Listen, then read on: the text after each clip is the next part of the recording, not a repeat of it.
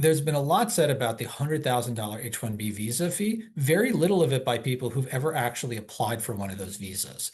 Talking to those folks, and as a company who's done that on our own, one, that wasn't the $10 process that the press may want you to believe. It also was also very expensive. And if you look at who the net consumers of H-1B visas are, they tend to be high skilled, interesting labor in that sense that we want to bring here because they actually add more to the economy than they take out in the form of a single job. Where I think many folks are conflating this is this will all of a sudden be the panacea for recent college grads who are not getting access to certain jobs. And I just don't think that's the case. I do think any sudden change in visa policy that isn't well choreographed and well communicated makes it hard for larger companies to plan out hiring. So there is an immediate drawback just because there's uncertainty.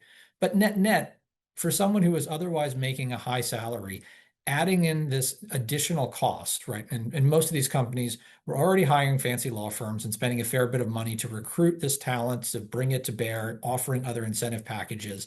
This becomes a relatively small net add to the cost of that employee, and I think it becomes absorbed. If anything, it really benefits the larger companies who can afford to pay these fees anyway, and now have a greater chance at participating in that lottery.